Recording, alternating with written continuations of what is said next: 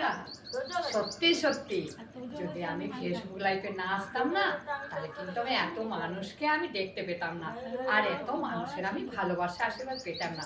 তো বন্ধুরা, দেখতে পাচ্ছেন একটাই জায়গায় গিয়েছিলাম, গঙ্গাজল ঘাটে, কৌশিক সরস্বতী শিশু মন্দিরে। সেখানে আমাকে প্রধান অতিথি হিসাবে আমাকে ওনারা সম্মান করেছিলেন, এবং সেই সূত্রে আমি গেছিলাম হাওড়া ময়দানে। তো দেখতে পাচ্ছেন বন্ধুরা, আমাকে দিদিরা এইভাবে সম্মান করলো। সত্যি আমার খুব ভালো লাগলো যে ওই মঞ্চে আমি দাঁড়িয়ে যে এতটা সম্মান পাবো। সত্যি আপনাদের সবার আশীর্বাদ। আর কি দিয়েছে বন্ধুরা জানেন? আই দেখুন কি দিয়েছে আমাকে। আই দেখুন, এই যে বিবেকানন্দ, এ তো সব বিবেকানন্দর ছবি দিয়েছে, অনেক গল্প বিবেকানন্দর আছে, আপনাদেরকে এখন বলার এখন সময় নেই।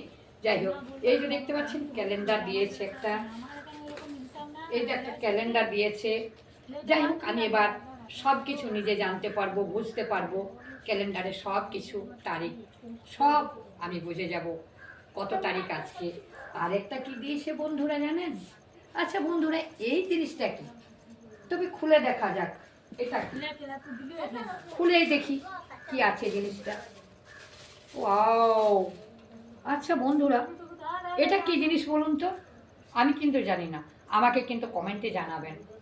এই পুরস্কার হিসাবে এগুলো সব আমি পেয়েছি, আমাকে একটু কমেন্টে জানাবেন এটা কি।